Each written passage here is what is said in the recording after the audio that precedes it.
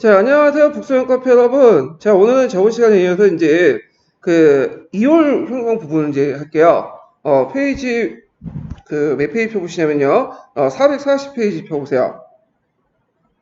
자, 거기 보면 7월 왕정은 그 당시 부르봉 왕조에 비해서 상대적으로 올 때 자유적이고 선거권 확대됐지만 그것은 은행가, 대상공업자, 일부 분홍에 한정된 것이다. 자, 그래서 이제 은행가, 대상공업자, 일부 분홍들을 이제 뭐라고 이제 하냐면 명사들이라고 하죠. 명사들.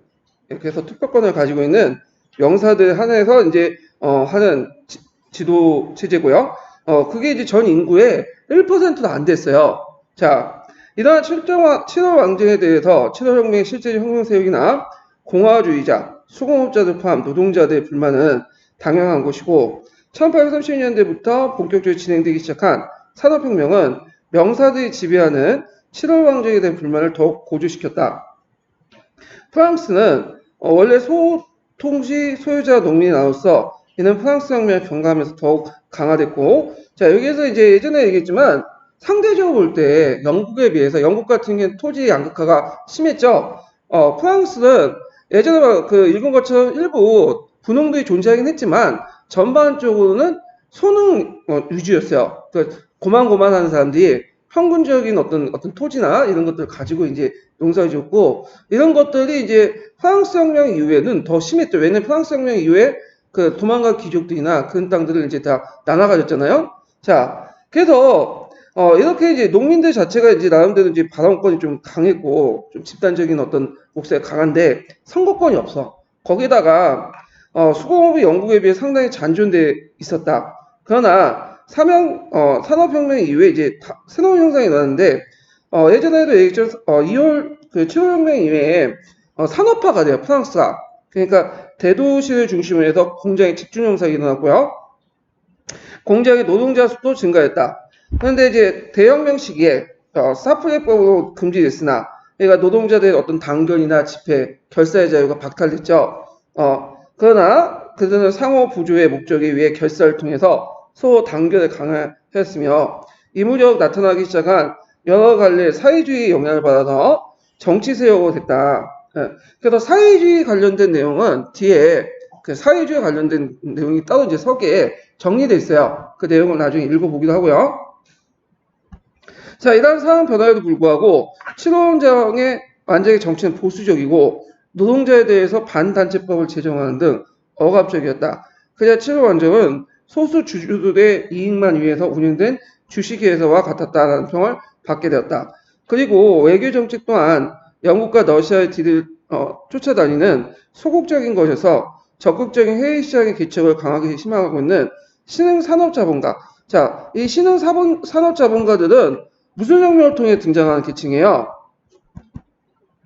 산업혁명을 통해서 등장하는 계층이죠. 그래서 이들이 이제 실망시켰다. 그러니까 영국처럼 좀 약간 강단 시민주의 가지고 거기를 통해서 뭐 상품 판매나 원료 공급지나 그런 역할을 좀 하기를 원했던 거죠. 자, 이러한 이제 7월 왕조의 불만이 강범위에 퍼졌고 이런 것은 선거권 확대라는 요구로 시작되었다. 이거는 이제 7월 왕정하고 그 당시 이제 7월 혁명하고 2월 혁명의 공통적이라고 이제 볼 수가 있겠죠. 자, 1846년에서 47년에 거친 농사의 홍작은 공업에 파급되어 전반적인 경제 위기를 몰고 왔으며 대량 실업과 도산이 소출되었다. 그러니까 여기까지는 이제 배경이고요. 근데 여기에서 이제 2월 혁명을 직접적으로 터트린 계기가 됐던 것이 뭐냐면 농사 홍작이죠. 그래서 이걸 통해서 대량 실업과 도산이 이제 소출되죠. 이런 가운데 이제 보수적인 귀족 내각의 사인과 선거권 확대를 요구하는 정치적 연회가 전국적으로 개최됐고, 그 다음에 1948년 2월 22일 날 파리에서 대대적인 연회가 개최됐다. 자, 연회라는 거는 뭐냐면 일종의 집회예요.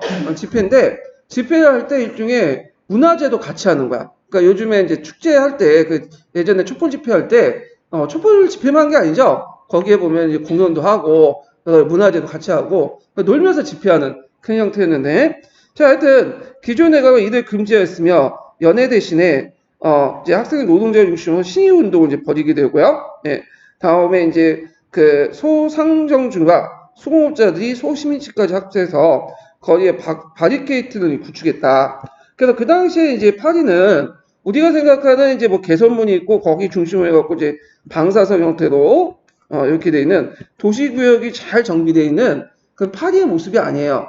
그 당시에 파리는 이런 모습이 아니라 되게 꼴목꼴목 해가지고 이제 있어. 우리가 종로나 이런데 이제 뭐 핑화권이나 그런 데 가보면 골목길이 이렇게 들어가 있잖아요? 근데 그런데 이제 진을 치고 있는 거야.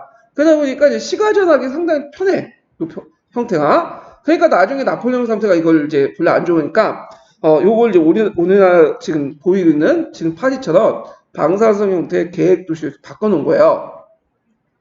자, 하여튼, 기조의 저택이 습격이 되고, 수비하던 군대의 발표, 사상자가 발생하자 혁명적 분위기가 더욱 고조되었다. 자, 이웃이 20일 날 시청이 점령되고 왕의 결처가 습격을 받자 평민한 것 자체했던 누이필림은 왕이 물러났다. 자, 7월항쟁과 더불어 새롭게 조직된 임시정부는 여기 이제 새롭게 조직된 임시정부라는 게 이제 임시정부가 이제 2월혁명에 두 번에 걸쳐서 조직됐다고 했죠. 그래서 1차와 2차 중에 1차야. 그래서 2월혁명은 여러분도 알다시피 자유주의도 있지만 거기에 누구도 참여하죠? 사회주의자도 참여해. 그러니까 자유주의와 사회주의의 연합정부 이렇게 보시면 돼요. 예. 자, 그리하여 노동자의 요구, 노동권이 이제 보장되고요. 노동자의 결사의 자유가 인정되었으며, 예, 샤프해법이 이제 실질적으로 이제 점점 폐기됐다. 보시면 돼요. 물론 나중에 또 부활되지만, 자, 실업자들을 위해서 국립작업장을 설치했다. 그래서 이 국립작업장이 나중에 문제가 되는 거죠. 그 다음에 이러한 급진적인 세력의 진출과 급격한 개혁은, 그 다음에 농민들, 이 당시에 농민들은 상당히 뭐죠? 보수화됐다 이렇게 보시면 돼요. 왜? 이들이 뭘 가지고 있기 때문에? 토지를 가지고 있기 때문에. 작은 땅덩어리마다 토지를 가지고 있기 때문에 보수화됐어. 거기에 이제 도시 부르주아층들이 놀라겠다. 왜냐하면 사회주의 세력들이 잘못하면 권력을 잡을 수 있다. 그러니까 그 사람들의 위기의식이 느끼겠죠. 자, 그 결과 새로운 형법이 제정되기 위한 재헌의회 선거를 이제 열었어요. 그래서 이제 유럽에서 처음으로 성년 남자가 보통선거를 실시했다. 그래서 프랑스는 이제 보통선거, 성인 남자의 보통선거는 상당히 빨랐다고 볼 수가 있어요. 최초니까. 근데 예전에 말했지만 여성에 대한 어떤 보통선거는 제일 느려요. 되게 보수적이기 때문에 그 부분에서는. 그래서 1차, 2차는 거의 끝날 무렵, 거의 1944년, 46년인가요? 그 정도 뭐냐면 이제 보통선거가 실시한 거죠.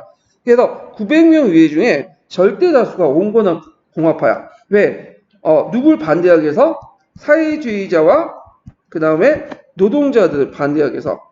자, 파리의 노동자 사회주의자 이러한 국민들 결정을 받아들이자 하지 않았다. 그래서 그들은 5월 15일 날 의사당에 침입해서 의회 해산과 새로운 임시정부 수립을 요구했다. 그래서 이 폭동은 노동자 급진 세력에 대한 시민계급의 두려움을 더 강화시켰다. 그래서 정부는, 자, 여기 정부의 주체는 뭘까요? 임시정부죠. 뭘로 구성된 임시정부죠? 2차 임시정부인데, 약간 이제 절대 다수가, 온건한 공화파들, 이렇게 보시면 돼요. 그러니까 이제 이때는 사회주의 세력들이 이제 뭐냐면, 정부 내에 없어요. 자, 그래서 이제, 그동안 별 일거리 없이 소유하고 있는 노동자들을 먹이고, 수당까지 지불하고 있는 국립작업장이 오히려 그 폭동의 옹상이라고 이제 보고, 이들 폐쇄하는 동시에 여기에 속한 노동자를 군대에 지원하거나 지방의 일자를 찾도록 명령했다. 파리의 노동자들은 이에 반항해서 6월 23일 날 26일에 거쳐 격신한 폭동을 일으켰다. 이걸 이제 무슨 폭동? 6월 폭동 이렇게 했는데 참고로 여기는 이제 서계 저자가 좀 약간 보수적이에요. 그래서 민주폭동이나 이런 것들은 웬만하면 공식적 혁명을 인정받지 않은 것은 폭동으로 기록해 놓거든요. 그러니까 이제 다른 측에서는 이제 책에서 동기라고 이제 볼 수가 있어요. 예. 자, 하여튼 6월 사건 이렇게 또 말하거나, 자, 카베르 장군이 이끄는 군대에서 진압됐다. 자, 6월 폭동 후에 파리의 계엄령이 선포되고, 계엄에 이제 공화정 헌법이 제정되었다. 그것은 노동권을 삭제할 뿐만 아니라 보통선거를 소출한 단원제위와 임기 4년의 대통령 행정수반한 민주주의 헌법이었다. 여기 민주주의 헌법이라고 하지만 실제 누구의 헌법이라고 보시면 되죠? 부르주아의 중심의 헌법이다. 이렇게 이제 보시면 되겠죠? 이 헌법에 입각해서 1948년 12월에 대통령 선거가 실시되었으나 그 결과는 놀라운 것이었다. 800만 표에 달하는 투표에서 진정한 공화파의 셋 입후자 중에 불과 50만에 미달한 투표밖에 얻지 못했고, 그동안 실제로 파리를 국사를 지배한 카베네 장군이 150만 표를 얻었으며, 자, 누이 나폴레옹, 그러니까 나폴레옹 조카죠. 누이 나폴레옹이 550만 표의 압도적인 다수표로 신생공화국의 대통령이 됐다. 왜 이렇게 예상외로 누이 나폴레옹이 대통령이 됐을까요? 그 당시에 그 부르주아드가 특히 프랑스는 상당수 인구가 거의 80% 넘는 인구가 누구였죠? 농민들이었어. 그러니까 이들이 거의 보수화되다 보니까 이게 사회주의에 등장하면 안 되겠다. 그러니까 이제 자기 재산과 토지를 지켜줄 수 있는 뭔가 강력한 카리스마적 지도자가 필요했던 거야. 그때 이제 나폴레옹 후광을 이제 등장한 그 누이 나폴레옹 보나파트가 등장하죠. 그래서 이렇게 이제 누이 나폴레옹은 예전에 박정희 후광과 박근혜가 이제 당선됐듯이 그 당선이 된 거야. 예. 그래가지고 이제 이걸 뭐라고 하냐면 보나파르트이즘이라고 하죠. 그래서 이 보나파르트이즘은 첫째 민족주의에 입각한 그런 이제 형태인데, 자, 그러면 2월 혁명의 특색은 기본적으로 자유주의 혁명이면서요. 거기에 이제 누가 참여한 거죠? 노동자와 사회주의자들이 적극 참여했다. 자, 그 결과 당시는 급진적인 사회주의 정책이 채택되었고, 이때 이제 사회주의 정책이라는 건 뭘까요? 국립작업장 같은 거 있죠. 국립작업장. 근데 오늘날 보면 국립작업장 그 설치는 그게 사회주의적 정책이 아니야. 지금도 하잖아요. 공공일자리 보장 정책 해가지고 일자리를 많이 만들잖아. 그래서 이제 사회적 소외된 사람들에게 그걸 이제 뭐냐면 일자리를 제공해주는 목적으로 하는 거죠. 근데 이제 그때 당시에 이제 시각이 보통 이게 상당히 가격했나 봐요. 예. 자, 하여튼 그것이 시민계급과 보수적인 농민 측의 두려움을 낳게 했으며 계급투쟁이 양성할 때 6월 폭동은 민심을 결정적으로 그 노동자 사회주의를 떠나게 했다. 자, 이러한 사태의 진전과 민심의 동향. 1840년 센트헤르나죠. 예, 이게 좀 못한데. 자, 센트헤르나부터 그 이해가 파리에 돌아온 나폴레옹 후광이 그 사람과 정치적 신념을 벌려 알지않았던 루이 나폴레옹 대통령을 당선시켰다. 자, 2월의 혁명 영향으로 그 당시 최강력이 훨씬 컸으며 유럽 각주의 자유주의와 민족주의 운동이 전개되었다. 자, 요거 상당히 중요해요. 왜 중요할까요? 네, 기출에 나왔기 때문에. 기출에 2번이나 나왔고, 그 다음에 이제, 나중에, 수능이죠. 수능에도 자주 언급되는 거죠. 2월 영향 부분이. 자, 그러면 이탈리아를 보죠. 이탈리아는 세계 자유주의 세계 형성되고 있었다. 그 당시에. 첫 번째로는 이제, 하나가 샤르데네 왕국. 그 다음 두 번째 교황을 중심으로 두 파는 비교적 온건파였고요. 이탈리아 나온 이상주의 민족주의 마치니가 중심으로 제3의 자유주의 세력 등장했는데 이탈리아 민주주의 공화국 통일해야 했다고 주장했다. 그래서 이제 마침내 청년 이탈리아당이 창건됐죠. 마치는 예전에 카노보니아당의 그 회원이었어요. 그리고 나와서 이제 청년 이탈리아당을 창건했고 독일과 폴란드에선 이와 유사한 집단이 지원돼서 청년 유럽당이라는 연합체가 구성됐다. 자, 이 혁명 직전에 나폴레옹의 발생한 혁명은 온건한 자유주의 헌법을 획득했고, 자, 이 혁명 직후에 사르덴 왕국과 교황 피우스 9세가 나폴레옹의 예를 따랐다. 빈에서 혁명이 일어났다는 소식을 전해지자, 여기에서 빈에서 혁명이 일어난 건 무슨 혁명이죠? 3월 혁명이죠. 베트링이가 쫓겨난 3월 혁명을 얘기하죠. 자, 오스트리아 지배했던 밀라노에서 혁명이 발생에 성공했고, 그 베네치아에서는 공화국이 수립된. 참고로 그 당시 오스트리아는 이탈리아 북부 지역을 점령하고 있었어요. 한때. 그래서 밀라노라든지 그다음 베네치아 등등이 누구 땅으로 들어가 있었죠? 오스트리아 땅으로 비네이게가. 자, 이란혁명의 성공과 더불어 샤르데나를 중심으로 오스트리아 세력을 완전히 추방하는 민족주의 어떤 성전이 일어났다. 나폴리와 교황이 지원군을 파견하였다. 이탈리아에서 모처럼 민족주의 자유주의에 승리한 듯 보였으나 사르디아가 급격한 세력 팽창은 다른 나라의 두려움과 시기심을 자아냈으며 교황은 초국가적인 카톨릭 영도자의 입장을 내서 중립을 선언했으며 그러니까 원래 교황은 이탈리아 통일에 상당히 호의적이었고 한때는 협력했지만 너무 사회의 세력이 커지니까 교황이 갑자기 중립을 선포한 거예요. 그리고 나폴리의 지원군을 철수했다. 홀로 남은 사르나군은 쿠스토차에서 오스트리아에게 격파당했다. 자, 이탈리아 혁명이 이로써 좌절할 듯 보였으나 그해 11월에 로마의 급진파가 혁명을 일으켜 마치네를 수반한 로마 공화국을 수립했고 이들은 급진파 압력으로 사르데 왕은 1849년 3월에 다시 오스트리아를 도전하겠다. 그러나 노바라에서 패하고 이어 오스트리아 군은 베네치아, 프랑스는 로마 공화국을 쓰러뜨렸다. 이로써 1848년 이탈리아 혁명은 좌절되었다. 이렇게 이제 보면 돼요. 그래서 이제 프랑스가 로마 공화국을 이제 쓰러뜨리고 이 로마와 교황령 때 무슨 군을 주둔하죠? 프랑스군을 주둔해. 명목상은 이제 프랑스가 카톨릭 국가니까 교황을 보호한다. 그런 거지만 실제로 그 당시 이탈리아의 어떤 통일을 세게를 받기 위한 거죠. 예. 그래서 이런 것들을 이제 같이 기억을 해주시면 될 것 같아요. 거기에 이제 또 프랑스의 입장을 또 웃긴 게 원래 그 나폴레옹 3세는 그 이탈리아 독립운동을 지지했던 사람이에요, 이 사람이. 근데 막상 이제 그걸 또 약속을 해놨죠. 근데 이제 약속을 해놓고 이제 했는데 막상 이탈리아가 이제 샤르데 왕국을 중심으로 이제 통일운동이 일어나니까 막상 겁이 난 거야. 이거 잘못하면 어떻게 해요? 이탈리아 통일되면 프랑스가 견제당할 수 있잖아.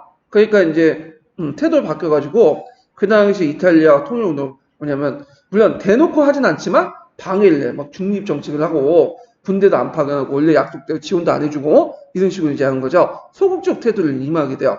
그러다 보니까 나중에 이제 이탈리아 자유주의와 민족주의부터 상당히 욕을 얻어먹어 이 사람이. 예. 자, 그러면 이 2월 혁명이 프랑스에 인접해 있는 서부 독일의 여러 국가들 파급되어 자유주의헌법을 채택하게 되고요. 특히 이제 베를린과 빈에서는 혁명이 발생돼요. 베를린이 그 당시 어디죠? 프로이센, 빈은 합스부르크 국가 이렇게 이제 보면 되죠. 그래서 이걸 3월 혁명이 나왔는데 프로이센의 비에름 사세는 자유주의와 민족주의자들 요구를 받아들여 새로운 헌법을 약속하였다. 그러나 이제 혁명 세력은 지도적 조직이나 명확한 통일적 개혁안이 없었고 개혁은 국왕의 선의에 맡겨진 셈이었다. 그래서 이런 혁명적 분위기에 독일 전체가 고조되었고 그러한 상황에서 1845년 5월에 보통선거로 선출된 각 독일의 연방 대표들이 프랑크푸르트 성 바울대 서당에 모여서 독일 연방의 자유주의 개혁과 독일 통일가업을 나섰다. 그래서 이걸 뭐라고 하냐면 프랑크푸르트 의회라고 해요. 프랑크푸르트 국민의회라고 하죠. 이게 예전에 관련된 내용이 이게 문제가 시험 문제 나왔죠. 그래서 그 당시에 대표들은 대학 교수와 교사 그리고 법률가 독일 지식인층으로 이렇게 대표되는 사람들이 많았으나 독일 민주의 넓은 기반을 갖지 못했다. 주로 여기에 몰렸던 사람들은 어떤 사람이냐? 엘리트주의자고 되게 자유주의자. 그 다음에 민족주의자요. 그 당시에 자유주의자, 민족주의자들은 대립된 상황이 아니라 뭐죠? 동일한 사람이라고 했죠. 예. 그래서 이제 그 당시에 소수 계층들이 막 모여가지고 했던 거야. 그들 중심 그들은 통일 방안을 두 가지 논의했죠. 예전에 시험 문제 나왔던 독일의 영역에서 비독일인 지역까지 제외할 것을 원칙을 정하고 통일의 중심으로 오스트리아를 택하려는 대독일주의와 그 다음에 프로이센을 중심한 소독일 문제로 있는데 어디는 문제죠? 소독일 문제를 선택했어요. 그러면 여기에서 이제 프랑크푸르트 뭐냐면 의회에서 논의했던 내용들 좀 볼게요. 이게 상당히 중요하기 때문에 자 그러면 치마 강의 교재 좀 내용 볼까요? 자 치마 강의 교재 보면 프랑크푸르트 그 회의가 있어요. 그래서 그 프랑크푸르트 회의에 관련된 내용을 좀 보고 넘어갈게요. 자, 몇 페이지 표 보시냐면요.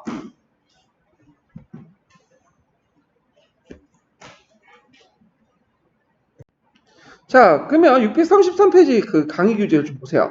자, 거기 밑에 이제 독일의 통일 과정이 있으니까 한번 보시고요. 그 다음에 거기 이제 프랑크푸르트 이제 회의가 이제 있는데, 자, 프랑크푸르트 회의에서 내용을 보면, 주로 이제 아까 자유주의자들이 주관을 했다. 그래서 엘리트 계층들이 이제 주관을 했고, 그 당시에 소독일주의와 대독일주의가 대립됐고, 그 다음에 공화정과 입헌군주제 이렇게 대립을 했는데, 결론에는 이제 소독일주의와 입헌군주제를 채택해서 프로이센 국왕에게 재간을 바쳤지만 거절했죠. 이게 관련된 문제가 이제 예전에 시험 문제 나왔는데요. 자, 그러면 다음 장 보면 여기 보면 이제 그 프랑크푸르트 이 헌법이 있어요. 그래서 제국 헌법이라는 게 프랑크푸르트 회의에서 통과된 제국 헌법 외에도 또 여러 가지 있어. 그 뒤에 이제 북독일 연방 그 제국 헌법도 있고 통일된 후에 이제 독일 제국 헌법도 있고요. 예, 여러 가지 있어요. 그 중에 이제 뭐냐면 이게 프랑크푸르트 제국 헌법의 이제 문제가 시험 문제 나왔거든요. 예. 그래서 이제 여기 보면 독일 제국은 현재까지 독일 연방을 영역 구성된다. 이게 확정아니에요. 독일 제국은 현재까지 독일 연방을 구성된다. 자, 그런데 시험 문제에 뭐가 나왔냐면 독일 제국은 지금까지 독일 연방의 영역으로 구성된다. 이거 대독일주의야. 비슷한 것 같죠? 근데 여러분 이제 그 기출문제 보면 똑같은 독일 연방인데 이게 뭐냐면 포기법이 달라. 제가 독일어를 이제 몰라서 그 발음 못하지만 딱 봐도 이제 포기법이 다르죠. 그러면 그 앞에 독일 연방과 여기에서 나온 오스트리아의 독일 연방과 소독일주의 독일 연방 뭐가 차이가 있냐? 그걸 좀 이해하려면 그 밑에 논의를 좀 이해를 할 필요가 있어요. 자, 보통 우리가 대독일주의와 소독일주의 이렇게 배우잖아요. 대독일주의 같은 경우는 오스트리아 맹주를 해가지고 중부 유럽의 대독과 그 독일 연방을 결성한 것이 오스트리아 중심의 대독일주의죠. 그런데 소독일주의는 오스트리아는 다민족 국가이기 때문에 오스트리아를 제외하고 뭐냐면 포유샘을 중심으로 하자는 게 소독일주의예요. 근데 여기에는 하나가 더 있어요. 뭐가 있냐? 자, 우리가 보통 이제 대독일주의를 오스트리아 중심의 대독일주의만 이제 기억을 하던데 그게 아니에요. 대독일주의는 프랑크푸르트에서 주장하는 대독일주의와 그 다음에 오스트리아가 주장하는 대독일주의 이렇게 두 가지가 있어. 근데 보통 수능이라든지 개론서에서는 뭐만 얘기하죠? 오스트리아 중심의 대독일주의야. 그러면 프랑크푸르트에서 주장한 대독일주의 주로 그 당시 자유주의자들, 민족주의자들이 주장했던 거예요. 이건 뭐냐면 그 당시에 이제 오스트리아는 다민족 국가죠. 그러니까 오스트리아를 두 개로 나눠요. 두 개로. 그래갖고 독일어를 사용한 오스트리아와 그 다음에 비독일을 사용한 오스트리아 두 개로 나눠서 독일어권만 뭐냐면 독일을 포함시켜서 통일하자는 거야. 그래서 비독일은 또 독립된 제국을 만들어라. 그런 거죠. 왜냐면 그 당시에 이제 독일 민족주의자들은 자유주의자는 독일인의 기준을 뭘로 정했냐면 독일어를 사용하는 걸 기준으로 정했어요. 그러니까 이제 이거를 그 당시 오스트리아에서는 받아들일 수가 없는 거야. 왜 받아들일 수 없겠어요? 당연히 그걸 받아들이기 위한 오스트리아가 뭐죠? 두 개로 나눠가져야 되잖아. 분리되잖아요. 그러니까 이제 오스트리아에서는 대표를 파견할 때 뭘 주장했냐면 그 당시 대독일주의는 찬성한다. 근데 이거는 오스트리아 모든 영역을 다 포함된다. 그러니까 종전에 비내 이후에 그 독일 연방 있죠. 그걸 기준으로 해가지고 그 오스트리아 영역에 있는 것을 다 포함된다. 오스트리아 제국. 그러니까 거기에는 헝가리, 체코, 그 다음에 일본, 유고슬라비아까지 다 포함되는 거야. 자, 그렇게 주장을 한 거야. 그래서 이제 얘네들이 처음에는 프랑크푸르트 제국 헌법에 초안을 낼 때 뭐라고 주장하냐면 독일 제국 지금까지 독일 연방을 한다. 그러니까 지금까지 독일 연방이니까 이때 독일 연방은 뭘 얘기하는 거죠? 비인 회의의 이후에 결성한 독일 연방을 얘기하는 거야. 독일 연방. 예. 자, 근데 이제 그 당시에 이제 프랑크푸르트 국민에 참여했던 자유주의자들은 이걸 또 받아들일 수 없죠. 오스트리아 대독일주의는. 그래서 서로 간에 싸우기 시작해요. 그러니까 오스트리아 이제 그 황제가 열받아가지고 그냥 다 철수시켜. 오스트리아 국회의원을 대표원을. 그러니까 더 이상 이제 대독일주의가 실현될 수 없죠. 왜냐하면 이제 오스트리아 빠졌으니까. 그러니까 원래는 소독일주의가 그렇게 이제 주요 의견은 아니었는데 오스트리아 위원이 빠지니까 이제 뭐가 되는 거야? 소독일주의가 부각이 된 거야. 그래서 결국에는 소독일주의가 이제 채택을 한 거야. 오스트리아를 제외하고. 왜냐면 포유센 중심을 하자. 독일어권 사용을 하자. 그래가지고 이제 이게 소독일주의 반영되는데 여기에서 이제 독일 연방, 그 소독일주의 연방은 비엔에에서 결성된 독일 연방이 아니라 이건 뭘 의미하는 거죠? 이거는 새롭게 구성된 독일 연방이에요. 그러다 보니까 요게 이제 포기법이 어떻게 돼요? 다른 거죠. 그래서 기출문제 보시면 알겠지만 여기 이제 요 포기법만 딱 독일어로 딱 적어놨어요. 그리고 다 의미가 있는 거예요. 예. 근데 이 문제는 개론서에 있냐? 없어요. 그러면 독일사 뭐 그게 있냐? 없어. 심할수도 없어. 그 어디 있냐? 또 그 교수, 출제 교수가 낸 그 논문책 자기가 가지고 있는 독일 논문에서 낸 거야. 아, 내 기가 막혀서. 아, 그래서 이제 원래는 대부분 답을 뭐라고 적어놨냐면 소독일주의다 적어놨어. 왜? 소독일 채택했으니까 그 부분 좀 깔고 이제 낸 거 생각했는데 나중에 그 교수가 대구에 있는 뭐 교수님인데 그 교수님이 이제 그 자기 제자한테 이제 직접 얘기를 했어요. 그래서 저도 알고 있어 그걸 하긴 했는데 대독일주의 맞다고. 예. 그래서 사람들이 놀란 거야. 그래서 대독일주의가 소수파였는데 갑자기 이제 국악이 돼서 했는데 그래서 이걸 이제 그 사람들이 그 대독 정변이다. 대독일 정변이다. 이렇게 이제 얘기를 하는데 근데 대독일주의 썼다고 해서 맞는 건 또 아니에요. 일전이고 오스아 중심의 대독일주의가 써야 돼. 그러니까 오스아 중심의 대독일 2점이야. 왜? 대독일주의가 두 개가 있다고 했죠. 프랑크푸르트 회의에서 대독일주의와 그 다음에 나중에 이제 오스가 주장한 대독일주의. 그러니까 오스아 중심의 대독일주의 쓰셔야 돼요. 네. 근데 아마 제가 2점 맞는 분들은 거의 못 봤을 거예요. 없고 대독일주의까지 쓰신 분도 그게 뭐 의미를 깨달아갖고 쓴 게 아니라 잘 모르고 쓰신 분들이 그러니까 어디 대독일주의, 소독일주의는 더 들어봤긴 했는데 왔다 갔다 하니까 아는 분은 소독일주의 썼는데 잘 모르는 분은 아예 모르겠다 대독일주의 써야 했는데 우연찮게 때려 맞춰갖고 1점 맞은 거예요. 그러니까 이거는 솔직히 말해서 그냥 틀라고 낸 거야. 그냥 함정 파놓고. 예. 근데 이런 문제는 솔직히 말해서 별로 좋은 문제는 아니에요. 아무리 함정을 파놓고 해도 어떻게 이거 맞추라고. 까놓고 해서 그 교수 불러놓고 어디 이상한 자기 전공 아닌 부분에 내고 하면 지금 맞히겠어요? 못 맞히지. 그럼 입에서 시가시가 할 거 아니야. 똑같은 거예요. 자기 지식 어떤 지적 욕구 뭐 이만큼 잘났다는 걸 좀 가시하게 해서 낸 것 같은데 별로 좋은 문제 아니야 이런 문제는. 예.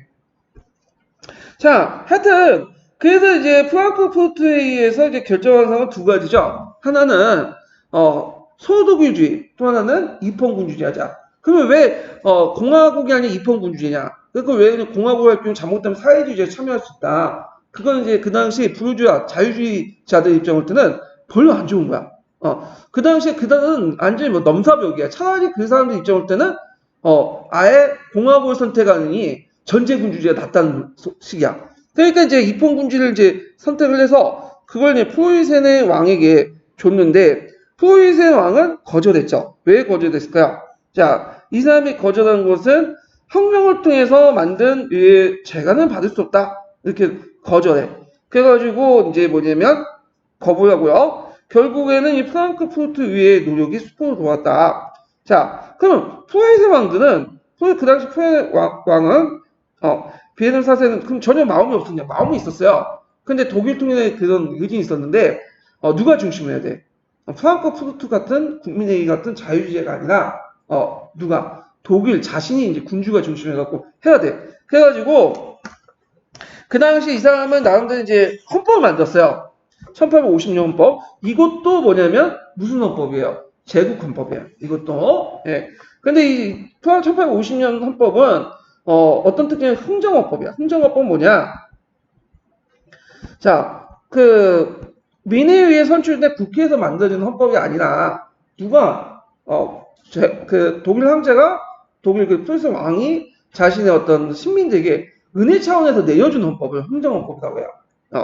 그래서 이제 이걸 이제 그 의미를 보면 이건 산업혁명의 산문이 아니라 반업혁명의 산문이다. 즉 노동자 중상층 계층에 기반을 한 사회주의를 비롯해 가격화를 두려워하게 된 부르주아와 지배층 융커들이 종래 전제주의를 하기란 외관상 입헌주의다. 이렇게 이제 표현이 있죠. 외관상 입헌주의. 이거 외워두세요. 그래서 외관상 입헌주의 헌법은 그 후에 이제 1850년 헌법 외에도 뒤에 이제 여러 헌법이 나와요. 제국 헌법에도. 결국 통일헌법도 겉으로는 뭐 민주주의 하지만 실제로 뭐다? 입헌주의 내세우지만 실제로는 외관상 입헌주의고 전제군주중, 융커 지배 전제군주중 그대로 가요. 네. 그래서 이제 이런 것들 좀 기억을 해두시고요. 자, 그럼 독일과 이탈리아 혁명은 사실상 오스트리아 혁명의 결과에 좌우됐으며 오스트리아의 수많은 소수민족이 거느린 복잡한 국가이기 때문에 그곳의 혁명 또한 복잡한 양상을 띄었다. 자, 오스트리아도 파급을 줬죠. 2월 혁명에서 3월 때 소식이 전해지니까 3월에 빈과 헝가리, 보헤미아 지금 어딜까요? 체코죠, 체코.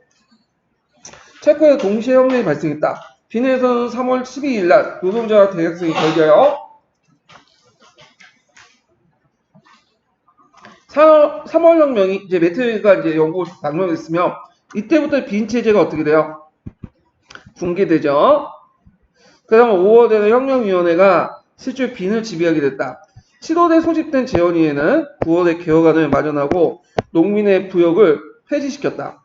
그리고 이제 헝가리에서 마자르족의 급진적 민주주의 지도자인 코스트가 등장해서 정치적 자치권을 획득하고 선거를 위한 의회와 이에 입각한 정보 수입을 하는 한편 귀족의 면세 특권과 농노제를 폐지했다. 그러나 위원장의 마자르를 필수 조건의 결과 다른 소수민족의 반감을 갖게 되었다. 참고로 이제 그 당시 헝가리는 오늘날 헝가리에 있는 그 나라가 아니에요. 되게 컸어. 그 지도에 보면 상당히 큰 국가야. 근데 이제 결혼을 통해서 그 당시 오스트리아 합스부르크에 종속됐죠. 그러니까 헝가리 안에서는 마자르족 외에도 체코 사람도 있고 일본 슬라브 계통도 있고 다른 소수민족도 같이 있어요. 근데 이제 그 오스트리아 같은 경우에는 좀 다국어 정책에서 다문화 정책을 했는데 헝가리 애들은 좀 약간 마자르 중심주의 대세인 거야. 마자르를 강조하고 그러다 보니까 이제 이런 반발도 있었죠. 거의 같은 시기에 보헤미아 프라하에서는 체코의 민족주의자들이 헝가리와 동일한 권리를 요구하며 이때 이제 헝가리와 동일한 권리라는 건 뭘까요? 오스트리아 그다음에 오스트리아 무슨 제국이었죠? 헝가리 제국이었죠. 이중 왕국 체제예요. 그래서 이제 외교권, 군사권 이런 것들은 오스트리아 중앙정부가 했지만 상당수 자치권은 이제 헝가리 지방정부에서 같이 한 거야. 그래서 다만 이제 뭐만 차이가 있냐면 뭐만 동일하냐면 이제 뭐냐면 동일한 황제는 모신당 그건 연합왕국 보시면 돼요. 그래서 체코도 그걸 요구했어. 그래서 1848년 6월에 번슬라브에 소집한 슬라브족의 단결을 촉진했다. 그들이 시위를 벌이는 중 우연히 오스트리아의 프라하 주둔 군사력이었던 비디슈크레치의 부인이 살해된 사건이 발생했다.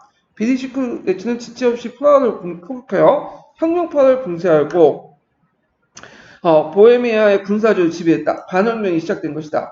자, 오스트리아군은 이탈리아에서도 샤르다군을 격파하고 있었다. 그런데 오스트리아는 헝가리의 차별 대우를 불만을 가진 크로아티아와 마자르족을 공격하고 이에 분격한 비내 혁명파가 마자르족의 지지를 성명하고 오스트리아 민주주의가 선언되었다. 자, 그래서 이 오스트리아의 정책들은 헝가리를 지배하는 방법 중에 하나가 뭐냐면 통제하는 방법 중에 하나 헝가리에는 소수민족들이 있다고 했죠. 그러니까 헝가리가 자신의 연합왕국에 나가려고 하면 항상 그 밑에 소수민족들 중동을 시켜. 그러면 이제 이들을 막기 위해서 누가 연합할 수밖에 없어요. 또 오스트리아 손을 잡죠. 그런 것들을 이제 하게 된 거죠. 그러니까 중국식 EEJ 이렇게 보시면 돼요. 자, 10월 말 빈디슈크레츠의 오스트리아군이 빈을 공격하여 이들을 점령하고 헝가리 지도자는 처형했다. 11월에는 빈디슈크레츠와 남매간인 슈바르체 베르크공이 내각을 조직하여 무능한 페르난도 대신 그의 조카 프란츠 요제프를 황제에 지키고 전 황제의 모든 약속을 무효라고 선언했다. 자, 이에 분격한 마자르족은 황제를 계속하고 1949년 4월에 독립공화국을 선언해 코스트를 행정수반으로 추대했다. 이러한 사태는 폴란드에 미친 영향을 염려한 러시아가 오스트리아 지원을 제의하고 이를 받아들인 오스트리아군은 1849년 8월에 헝가리 공화국의 저항을 분쇄했다. 그래서 이제 오스트리아는 3월 혁명 또한 반혁명의 승리로 끝났다. 이렇게 이제 있고요. 1848년 혁명은 1830년에 비해서 강도에 있어서 규모에 있어서 상당히 강하고 컸다. 그러나 동유럽과 이탈리아에서는 자유주의와 민족주의 운동은 1848년 반혁명 앞에 좌절되었다. 그런 자유주의 민족주의자들이 1830년 군을 제대로 살리지 못한 주된 원인이었다.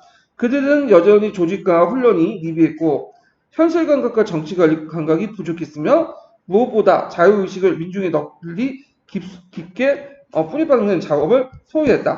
그러나 실패의 원인은 그것만이 아니다.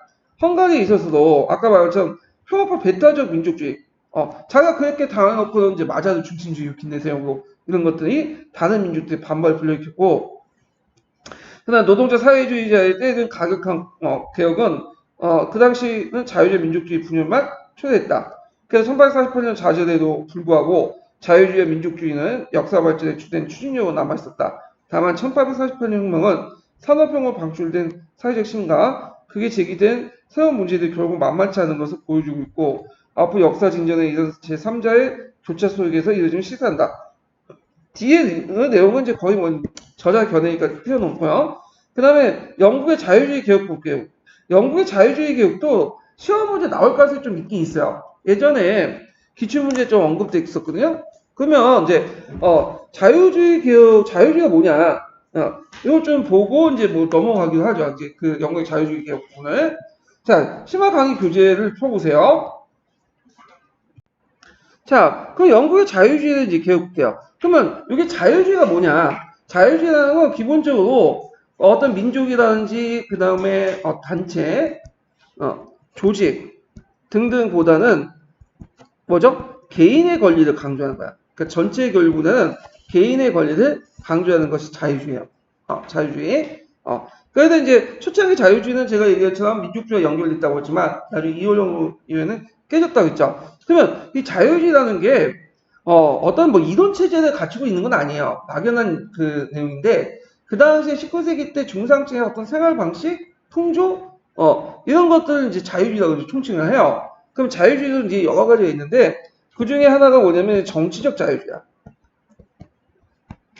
모든 사람들이 평등하게 완전 정치에 참여를 하자. 그러면 이거는 뭘 통해서 이제 하죠? 선거권. 그래서 제한 선거가 아니라 무슨 선거, 보통 선거를 통해서 하자. 이렇게 이제 주장을 했던 사람들이고, 그 다음에 또 하나는 문화적 자유주의야. 문화적 자유는 뭐냐면, 종교, 사상, 이념, 이런 차이를 인정하자. 내가 뭘 믿든, 내가 어떤 신념을 가지고 있든, 이런 것들은 그냥 그 사람이 피해만 안 주면 다 인정해주자. 그래서 예전에 제일 문제가 이제 유럽에는 뭐였어? 종교였죠. 그러니까 종교 차별도 뭐냐면 이거 하지 말자. 그러니까 종교 차이를 인정하자. 이런 것들이 이제 문화적 자유주의야. 그 다음에 이제 우리가 이제는 경제적 자유주의.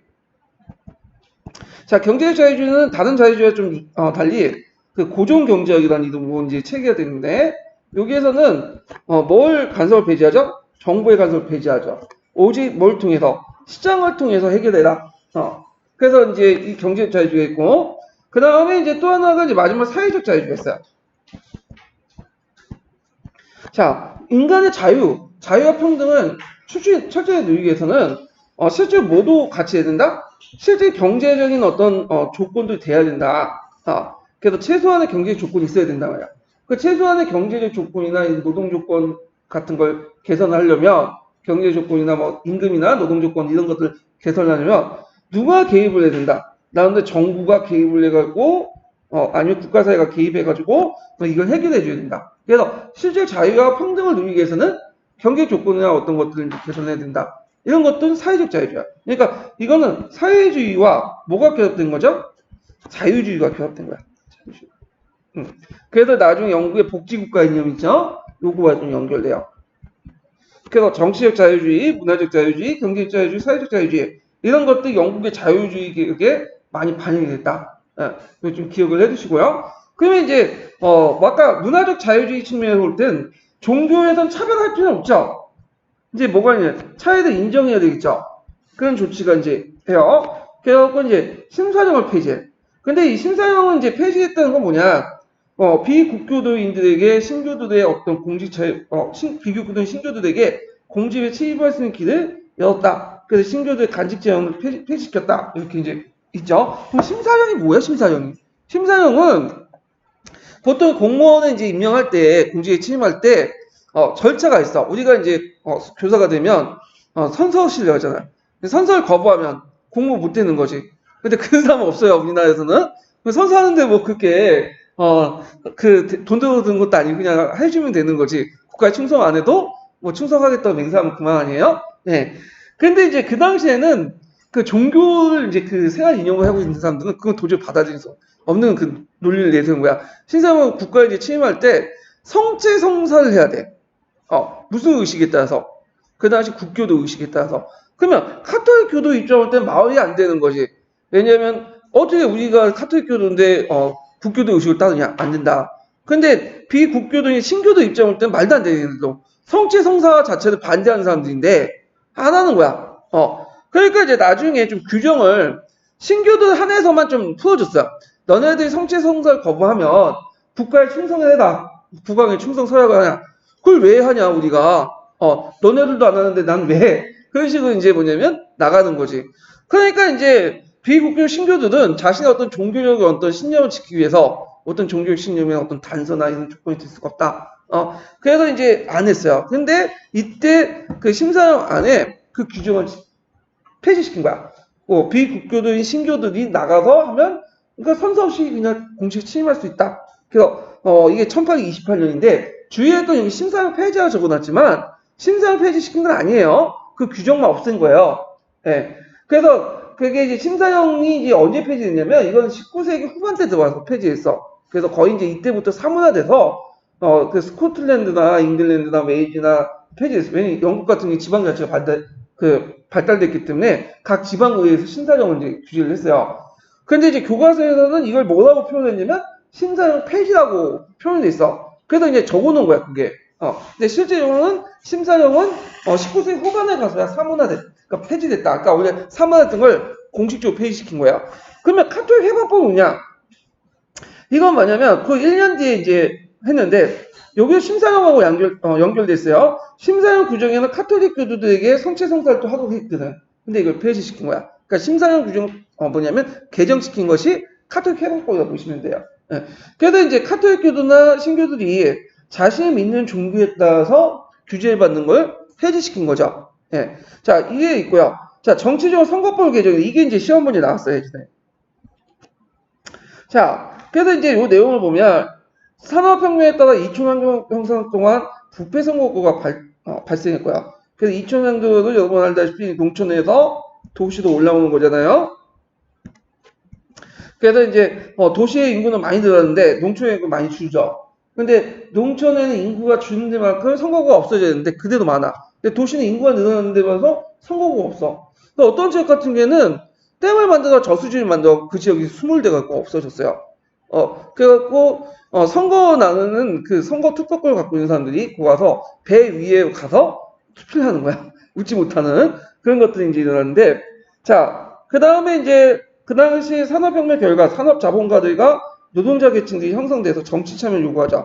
그 당시 선거법에서는 선거권을 얻으려면 토지를 일정한 정도 가지고 있는 사람을 해야 돼. 그러니까 누구만이 선거를 할 수 있는 거야? 지주계층들만. 그러니까 이제 뭐 토지나 희구나 다 지주계층들이 장악을 했겠죠. 그래서 이제 내용을 보면 상대적으로 좀 약간 자유적인 어떤 성격을 갖고 시그당들이 그 뭐냐면 산업자본가들 자기 편을 끌어들여가지고 자신의 정치적 기반을 확대시키려고 했어요. 그래갖고 이 사람들이 이제 1차 선거법 개정을 주도를 했어. 그 내용을 보면 일제 기존의 부패 선거를 없애고 신흥 도시국가로 선거구를 배정하고 물론 다 없애진 않았어요. 네, 약간의 이제 문제는 있었지만 그런 걸 이제 개혁을 했고 토지 소유 외에도 동산 소유를 기준했어. 동산 소유. 그래서 신흥 자본가들이 의회에 진출할 수 있는 길을 마련했다. 이렇게 좀 기억을 해주시면 돼요. 그래서 한계는 뭐냐면 완전한 인구 비례에 따라서 선거구가 아니다. 이건 아까 부패 선거구와 관련된 거죠. 나름대로 비례에 따라서 하려고 했지만 그게 좀 안 됐고 그 다음에 아까 이제 선거권 정치 참여를 요구했던 것들은 산업자본가 외에도 무슨 계층이 있다고 했죠? 노동자 계층이 있죠? 노동자 계층이 소외당한 거야. 그래서 노동자 선거권이 없고 그 다음에 공개투표고 다 보는 사람 앞에서 공개투표한 거야. 그 다음 지역마다 다른 선거권 자격을 갖고 있고 매수 등 부패 선거 가능이 존재됐다. 그래갖고 이제 예를 들어가지고 이제 그 지역마다 대학교 나오면 이렇게 무슨 일정한 학력을 가지고 있으면 투표권을 2장 주는 거야. 3장 주고. 그런 식으로 이제 한 거죠. 그러니까 우리가 생각하는 그 여러분들 정치 시간에 배우는 보통 4대 그 기본 그 원칙 있죠. 투표에 대해서. 그래서 보통 선거, 비밀 선거, 그 다음에 보통 비밀, 평등 선거, 그런 거 있잖아요. 그런 것들 다 무시한 거야. 이렇게 보시면 되죠. 그래서 결과를 보면 종래 시그당은 자본주의적 산업자본가들을 끌어들여서 자유당이 됐고요. 토의당은 종래 귀족과 지지층을 중심으로 해서 보수적인 색깔을 없애서 보수당으로 됐어요. 그래서 자유당, 보수당, 양당 구도가 나중에 노동당이 등장할 때까지 계속 가고 나중에 자유당이 이제 제3당으로 떨어져 나가고 이제 누가 대신하죠 그걸? 노동당이 하죠. 그래서 지금도 노동당, 보수당이 또 정권을 왔다 갔다 하면서 양당 체제가 이제 굳어지잖아요. 그러면 여기에서 이제 선거권을 어떻게 개정했냐 보면, 자, 영국 같은 경우에는 급진적으로 되게 싫어요. 그래서 예전 거를 그대로 두면서 조금씩 점진적으로 개혁을 하려고 하는 사람들인데, 그 여러 번 거쳐가지고 이제 선거를 했어. 1차는 일단은 산업 자본가들을 이제 받아들였고요. 2차 선거법 개혁 때는 도시 노동자와 소시민들의 참정권을 부여했고, 3차 때는 소장이나 농업 노동자, 강상 노동자까지. 그래서 4차부터는 이제 좀 중요시 여기는데, 이때는 여자가 없었죠. 근데 여자들이 이제 뭐 선거권을 얻게 돼요. 선거권을. 그래서 1차 세계대전 전후 이제 얻게 되는데, 요게 배경이 나왔죠. 왜? 1차 세계대전 때 여자들이 뭐냐면 사회 기여를 했기 때문에요. 그래서 남자들이 왜냐면 군대에 가서 총알바지 할 동안 여자들은 후방에서 뭘 만들었죠? 공장에서 무기를 많이 만들어줬어. 그렇기 때문에 항상 그 유럽에서는 그 한 가지 원칙이 있죠. 피를 흘린 만큼 정치적 권리를 주장한다. 그러니까 여자들도 물론 직접 정장에 가서 피는 흘리진 않았지만 사회적 공헌을 했잖아. 전쟁에 그 공헌을 했잖아. 그러니까 투표권을 얻게 된 거야. 예. 자, 그래서 이제 이건 나중에 좀 얘기를 하고 예전에 기출문제 나왔던 거고. 그 다음에 1928년에는 만 21세 이상의 남녀. 그다음에 1969년은 만 18세 이상의 남녀. 이렇게 있고, 우리나라 같은 경우에는 몇 년이었죠? 만 18, 지금 우리는 만 19세죠, 지금. 제가 알기로 만 19세인데, 성년 기준이 만 19세잖아. 그래가지고 이게 몇 년 전에 통과돼갖고 이제 선거권을 얻게 됐는데, 자, 하여튼 만 18세면 우리 식으로 따지면 고등학교 정도 애들, 3학년? 그 정도 애들이 선거권 얻는 거예요. 자, 그러면 1차 선거법 개정 결과 선거권 못 얻었어. 그러니까 노동자들이 이제 소외당했단 말이야. 그러니까 이제 이 노동자들 가만히 있겠어요? 안 있겠죠. 그래서 들고 일어나. 그래서 남자의 보통 선거권, 인민영정을 내세우죠. 이게 이제 차티스트 운동을 거친데 외워주세요. 남자의 보통 선거권, 비밀 무기명 투표, 위원회 재산 자격 철폐, 위원회 세비 지급, 평등 선거구 설치, 매년 선거. 이렇게 이제 6가지. 이게 좀 눈여볼 게 뭐냐면 누구죠? 남녀 보통선거가 아니에요. 남자의 보통선거권. 이게 예전에 기출에 언급했고, 그 다음에 비밀 무기명 구호. 위원회 재산 자격 철폐와 위원회 대해 세비 지급은 뭐다? 단지 투표권을 얻는 것 뿐만 아니라, 뭐죠? 이제는 국회의원에 진출하겠다. 국회에 진출해서 우리가 나름대로 정치적 목소리를 내겠다. 그 의미야. 예. 그리고 평등 선거권은 이제 아까 제 부패 선거권 좀 남아있었다 그랬죠? 그리고 매년 선거. 그래서 요 6가지를 외워주세요. 예전에 6가지 쓰다는 문제가 기출문제 나왔어. 031 기출문제. 요 6가지 중에 나머지는 그때 당시에는 안 들어줬지만 어떻게 됐어요? 점진적으로 다 들어주고 뭐만 남았죠? 매년 선거 제역은 다 들어줬죠. 매년 선거 제역은. 그래서 이 이제 차티스톤들이 나는데 의미가 있는 게 뭐냐면 유럽에서 비록 실패했지만 최초의 노동자 운동이었다. 노동자들이 집회를 결사를 해갖고 노동운동을 했던 최초의 정치운동이었다. 집회 결사운동이었다. 이렇게 보시면 돼요. 자, 그 다음에 이제 뒤에 넘어가서 경제적 보죠. 아까 이제 자유주의 중에 무슨 자유주의도 있다고 했어요? 경제적 자유주의가 있다고 했죠. 그래서 모든 것을 이제 어디에 맡겨라? 시장에 맡겨라. 그래서 이제 이것들이 공물법에 이제 반영이 되는데, 그러면 이제 그 내용을 이제 보면요. 자, 자유방임주의가 확립되면서 이제 영국은 자유무역국가가 돼요. 그래서 선진적인 공업과 해운국으로서 강대한 식민지 보유국이기 때문에 이게 가능했던 거죠. 그래서 영국의 입장으로는 보호무역주의보다는 정부가 간섭해서 관세를 부과하고 그런 것보다는 자유롭게 시장을 열어가지고 경쟁을 통해서 들어가는 걸 상당히 자기한테 유리한 거야. 그래서 이제 자유방임주의를 내세웠는데 그 중에 여러 가지 이제 하는 게 뭐냐, 공물법 폐지예요. 그러면 공물법이 뭐냐? 공물법이라는 것이 한 번에 있었던 게 아니에요. 여러 번 공물법이 있었어요. 그 기록에 보면. 그런데 이제 여기에서 관련된 공물법은 언제 때 공물법이냐면 그 당시 이제 나폴레옹 전쟁 때 관련된 거야. 나폴레옹 전쟁. 자, 이때 이제 배경을 보면 18세기에서 19세기 초에 영국의 산업혁명이 진행했잖아요. 자, 거기다가 또 인구도 증가돼. 그 다음에 나폴레옹 전쟁을 통해서 곡물 수요도 증가돼요. 왜냐면 전쟁 기간 동안 이제 곡물 같은 거 많이 필요하잖아. 곡물 수요. 등등 해가지고 이제 곡물 수요가 이제 증가되는데, 자, 그래서 이제 이렇게 하면서 문제는 영국이 그 기간 동안 잠깐 이제 뭐냐면 농업 생산을 늘리기 시작해요. 왜냐면 돈이 되니까 농업 생산이 늘린단 말이야. 근데 나폴레옹 전쟁이 끝나니까 문제가 생긴 거야. 그러니까 전쟁에 더 이상 안 나오고 뭐 유도민들 더 이상 이제 미를 보낼 필요도 없겠죠. 그러니까 이제 끝나니까 곡물 가격이 어떻게 될까요? 시장 가격에 따라서 떨어진 거야. 그럼 당연히 누가 손해? 지주들이. 그만큼 많이 투자했는데 지주들이 파산이 막 생기는 거야. 그러니까 안 되겠다 해가지고 그 당시 이제 지주계급을 이끌던 다수팔차전 영국에서 그들의 이익을 보호하기 위해서 가격 그 뭐냐면 커터제를 실시한 거야. 이게 수익 커터제를 실시한 거야. 그래갖고 소매 1커터 난 가격을 80신림으로 이렇게 정해놓고 1커 그 당시 1커터당 80신임을 정해놓고 여기까지 올리기까지는 다 뭐냐면 외국산 밀을 금지시킨 거야.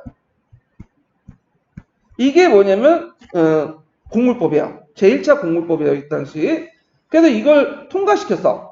그래서 이제 나중에 좀 약간 수정을 해서 실곡물법을 뭐냐면 의회 통과해서 곡물 가격이 이제 오름에 따라 수익 간섭이 증가하고도 뭐냐면 허용을 했어. 그렇지만 거기에 이제 뭐냐 수익 간섭이 부과돼 국내 그 곡물 가격에 따라서 만약 국내 곡물 가격이 떨어지면 어떻게 됐어요? 그 간세도 떨어지고 곡물 가격도 오르면 간세도 올리고 그런 식으로 이제 연결시키는 거야. 자, 그러니까 이에 따라서 이제 이건 누구의 이득이에요? 지주계급의 이득이죠. 그런데 곡물 가격이 오르는데 밀값도 수입 밀값도 올라가 같이. 그러니까 이제 누가 손해 봐? 1차적으로 노동자들 손해 보지. 그 다음에 또 누구의 손해? 신흥 부유주의 세력이 손해 봐요. 신흥 부유주의 세력들 돈이 없어가지고 그런 건 아니라 이들 입장할 때 빵값이지 한 마리가 껌값이지 그쪽 오른다고 해서. 근데 왜 그러냐면 이 사람들이 노동자들에게 월급을 줄 때 적어도 이들이 먹고 살 수 있을 정도의 월급을 줘야 되잖아. 근데 이게 뭐냐면 훈련 때 빵값이 오르면 당연히 임금도 오르겠죠. 그러니까 이 사람들 입장에서 손해인 거야. 그래가지고 안 되겠다 해갖고 그 당시 이제 그 자유무역론을 이제 주장하면서 1839년에 코보던하고 브라이트라는 사람이 지도자를 해갖고 맨체스터에서 방공물법 동맹을 형성돼요. 그래서 이들이 이제 뭐냐면 의회에서 반대 운동을 하고 결국엔 1846년에 필 내각 때 동물법이 폐지된 거야. 요때 이제 폐지될 수 있었던 배경은 앞에서 얘기했던 제1차 선거법 개혁 결과 누가 많이 들어가겠다? 신은 자본주의, 자본가들이 들어갔기 때문에 그들의 의견이 반영된 거죠. 그래갖고 이제 결과 곡물 수입의 보호관세를 폐지하고요. 그 다음에 원료의 공업작품에 대한 보호관세도 차례 폐지돼요. 이제 보호관세를 이제 안 내는 거야. 산업자본가들의 이득이고 지주가 타격을 받았고요. 토지당도 그걸 찬성한 측과 반대한 측도 나눠져요. 이렇게 분열이 있다. 자, 근데 이제 이게 주의할 게 이제 여기에서 좀 간접 중심적으로 볼게 보호관세가 폐지됐다. 누구의 의견을 받아들여서 자유무역주의자들. 그래서 이제 영국은 한동안 이제 자유무역론을 주장해요. 자유무역주의. 그래서 영국이 그 당시 선진국가였잖아요. 그러니까 다른 나라도 영국에 따라서 처음에는 자유무역을 주장해갖고 관세를 부과하지 않고 다 그랬어. 근데 가만히 생각해보니까 이제 영국가 하다 보니까 영국한테 유리한 제도에 영국은 이미 시장을 선점한 상태였고 그러다 보니까 자유무역을 하면 자기들 유리하는 거지. 근데 그 후발 자본주의 국가 때는 자유무역을 하면 지금 손해인 거야. 그러니까 이제 나중에 독일 같은 경우는 뭐라고 주냐면 영국의 자유무역이 보편적인 게 아니라 각국에서는 나름대로 경제적 실적에 맞게 경제 정책을 펼쳐야 된다. 그래서 각국의 개별성을 강조, 역사주의 학파가 등장을 해요. 결국엔 비스마르크가 자유주의 무역을 폐지시키고 뭘로 넘어가죠? 보호무역주의로 넘어가죠. 근데 이게 독일뿐만 아니라 다른 나라도 똑같아요. 다른 나라 다 자유주의 하다가